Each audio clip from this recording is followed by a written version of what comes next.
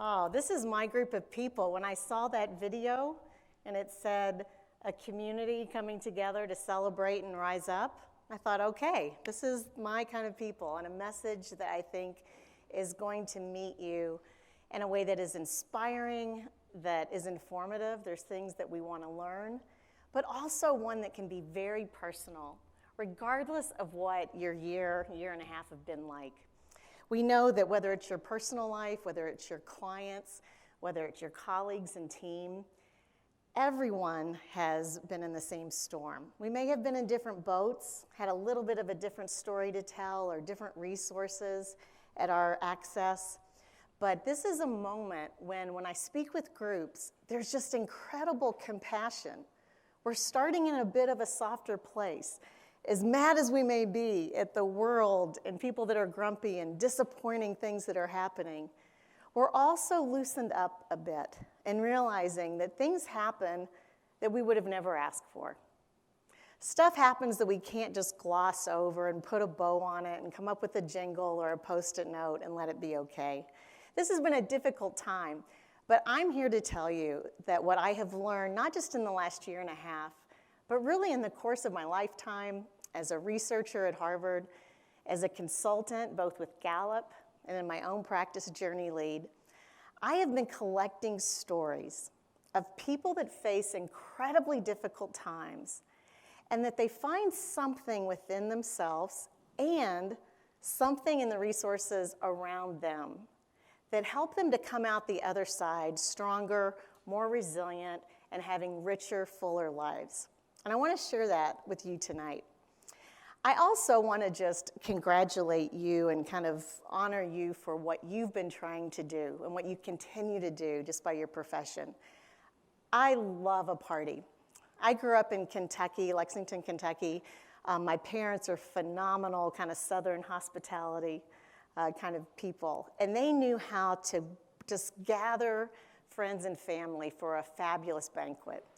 And so I have a little appreciation of not just the details and the logistics and all of the planning and thinking to put something together where people can gather around a table, but also just the intentionality, what it means to be gracious, what it means to put people at ease, to create an environment where people can share their stories, can learn from one another, can kind of let go of some of the drab of the day and enjoy being together. And that's really what I hope happens tonight. Because as you know, you can do all the work, you can set the table, make the plans, but the magic happens when we're together, right? The magic happens when we're gathered around the table telling some stories. So what I'm going to be doing tonight is sharing some things from my life, like I said, not just professionally or as a researcher and teacher, but also personally. Because one of the good things, I will say, it's been a mixed bag at times, but in the last year we've also realized that this kind of fourth wall or these siloed ways of looking at the parts of our lives are a little thinner than we realize. Let me give you an example. Some of you may remember about 2 years ago, there was a BBC reporter who was filming from his home office, a very, very professional take on some North-South Korean event that was happening in the world. And all of a sudden, the door opened, and his little toddler comes waddling in. Does anybody remember this? She comes in, just funny as can be, and there's a little baby that comes in a walker. And best of all, there's the mother that comes in, still zipping her pants from when she's in the bathroom, trying to grab the kids because this whole thing is a disaster. He's on TV, a BBC reporter, and now guess what? He has a personal life. He has a crazy toddler and a really upset mother and somebody that's going to be hearing a lot over the dinner table. So at the time, that was the most embarrassing, awful, like all the morning shows talked about what a horrendous event that had been because we got to break open and see his personal life and the messiness of what was going on behind the scenes. Well, now we call that a Tuesday, right? Now it's kind of like, oh, no kidding. I've got messy stuff going on behind me. I've got crazy kids. I've got a grumpy husband. I have a deal that's about to break through or break down. I'm not feeling that good, but I've put my makeup on today. So we've all, we know those muscles of trying to pull it all together. And even though that's been draining, even though we just yearn, and I yearn, to put my big girl panties on and my lipstick and get to Vegas to be with you in person, there is some value in hearing each other's stories all in one, where we're not trying to divide up who we are on a Saturday versus a Monday, when we're in our Sunday best, or when we're really struggling at the end of a long week. Where I first got interested in hearing about people's stories was 20 years ago. I was a doctoral student at Harvard. I had come from business. I was in Procter Gamble and brand management. I always loved the advertisers and the brand people because they were talking about what's the essence and what's the benefit, what's the narrative, why should I care about toothpaste? It's not because of the dentist, it's because it's the shine that'll make me feel confident, that'll make me show up on that date just a little bit more snazzy. I found that really fascinating. And I got really involved in leadership training and some other things. And finally, when I got to graduate school, I decided to do a story. And because it was Harvard, there were a lot of people there that were really proud of their accomplishments. They had that headline, shiny. They had worked really hard to get there. And I decided I was really interested in hearing their most messy, icky, embarrassing experience and what they learned from it. Well, newsflash, no one signed up, so I was a little worried about that. But then I started changing my question. I said, tell me more about a crossroad in life where you could have gone that way and you could have gone that way. And what happened next made all the difference. Or tell me about a time you were really disappointed that it didn't end up, you didn't get the promotion, you didn't get the venture funding that was supposed to come through, but now you're on a path that changed everything, and you're living a full, rich life because of that. And suddenly word got out, and my interview schedule started to fill up, and I started hearing phenomenal stories that at first seemed like disasters. It was during the dot-com era. And there was somebody that had just lost millions in investments. There was a physician who was there at Harvard studying medicine and ethics who had lost a patient due to that person's human error and had to grapple with what that meant to his self-esteem and his future as a doctor.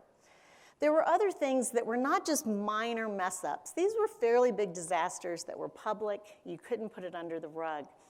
And what happened over time, however, is the energy in how people shared their stories became so palpable. You could feel their excitement and their learning and their growth because there was so much more to the story than success or failure. Right? There's very few things in life that are just a win, lose, or draw. Our professional lives, our clients' lives, even a meeting like this is full of all kinds of ups and downs and drama and curves. We want something to end up that is meaningful and not necessarily a win.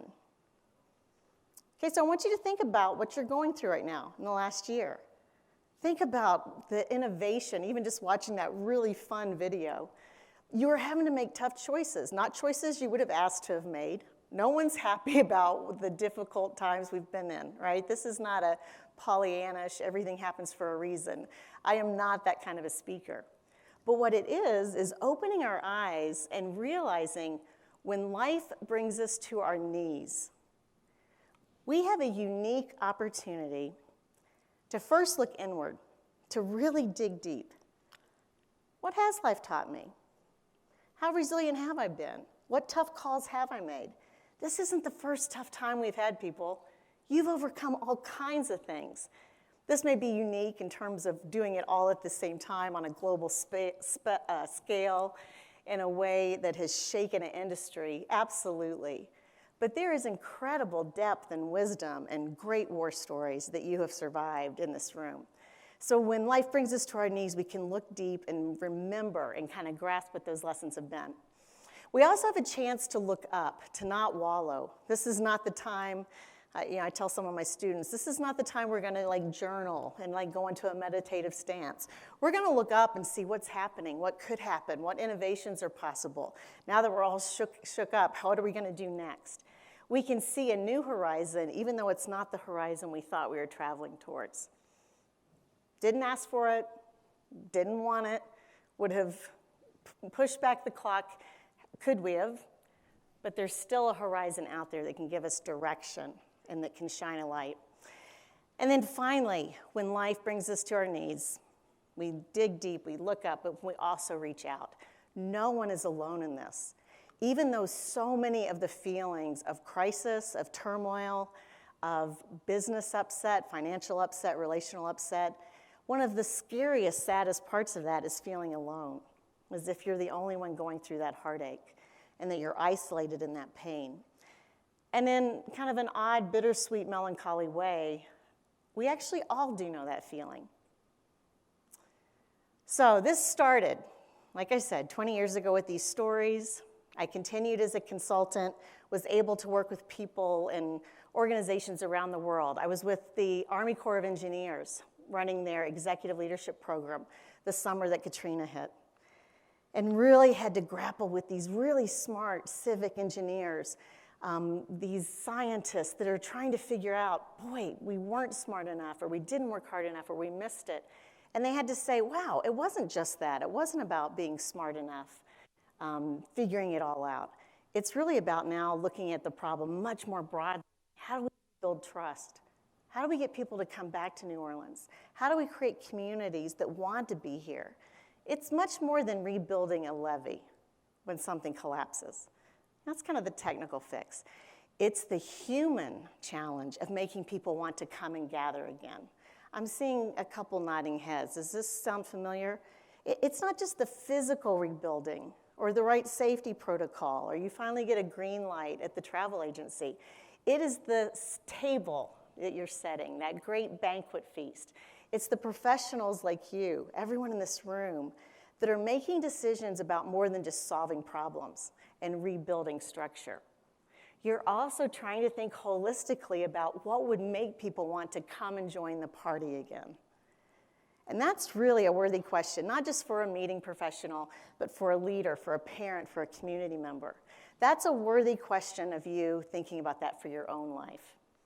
So beyond being smart and a hard worker and getting down to business, if you're looking past just rebuilding, if you're looking past just a win or a better balance sheet this year, what are you doing to make it meaningful, to make sure that you're growing and learning? All right, let's dig in a little bit more deeply into some of these points. Words really matter. I grew up loving speaking. I want you to think about maybe your very, very first early passion. Maybe you're the kid that put all the Legos in a row, or maybe you were the kid, my son Ben's so competitive, he'd wake up and want to know who woke up first, like sleeping was a race. You know, like you have these things the way you're wired. For me, it was speaking. I grew up in the Bible Belt, and I'd put all of my stuffed animals, and I'd give a sermon. And we'd have an altar call, and I'd tell a story, and I'd mobilize people to action, and I'd have a phrase or two that I'd repeat. And, it wasn't about dolls or nurses. It was about sharing a story through words that inspired people and moved them to action. I bet if I gave you a few minutes, you could think of that early passion. It was before anybody made you do something. It was before you had an assignment at school, before you thought you knew what it would take to get into a certain profession. When you think about those fundamental passions, and about words, peeling the onions back to see what's at the heart of things really matters. And so I want to do that about the word crisis. A crisis is not just a problem on steroids.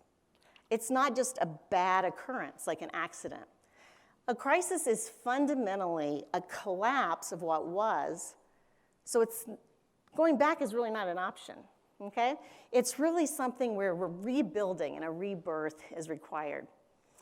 In Greek, the word krisos, the root of crisis, is actually choice.